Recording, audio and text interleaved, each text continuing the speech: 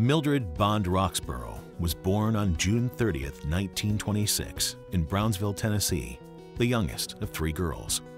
Her parents, Ollie and Maddie Tollett Bond, were both school teachers and stressed the importance of education as the key to empowerment. It has been written that when it comes to Mildred Roxborough, the quest for empowerment runs through her veins, as the legacy of activism in her family runs deep. Mildred began a lifetime of activism at the age of 8, selling subscriptions door to door for the NAACP magazine, The Crisis.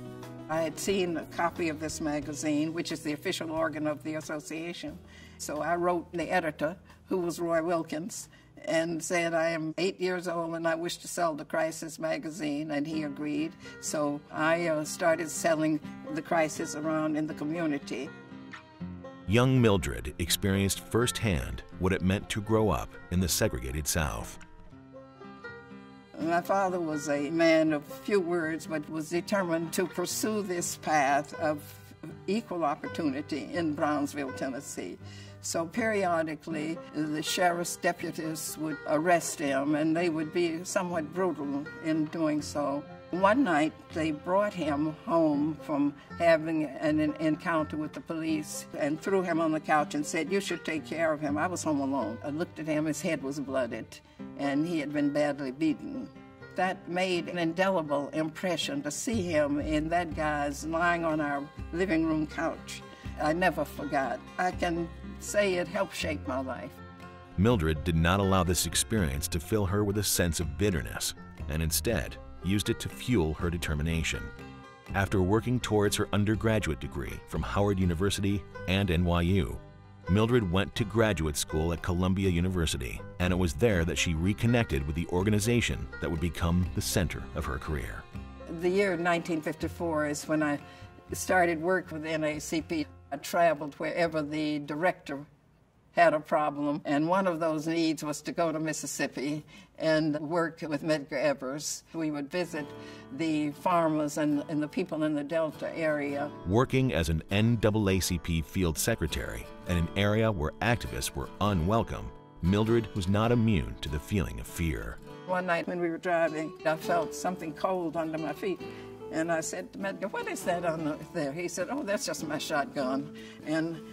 And I said, well, of course, my feet flew up, and he carried a shotgun for self-defense, to protect himself. And I said, what are we going to do here? I was afraid. I was just frightened of that gun down there, and not the fact that he might have to use it. Once I got into it, I didn't have time to be afraid because I was more concerned about the people I was supposed to be servicing and about whom I was trying to find a way of helping.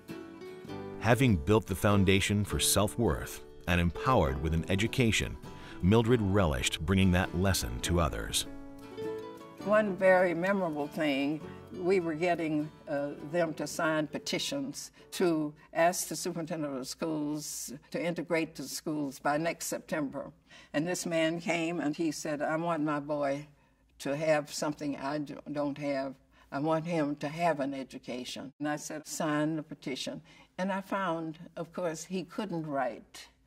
And so I sat down on the edge of his chair and put my hand over his hand, and I helped him write his name. And he looked at that, and he said, I wrote my name.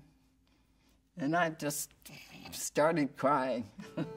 This is the kind of thing that made me continue to work for the NAACP. Mildred Roxborough has been an unsung hero of the civil rights movement for most of her 93 years. A foot soldier for equality, fighting injustice with grace and dignity. And although much has been accomplished, she knows there is still more work to do.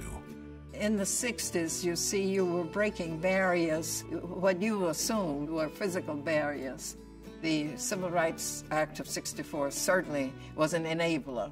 The need at this point is for further refinement. Today we have a long way to go. We still have a long way to go, but it is not to the same degree that we had from the beginning.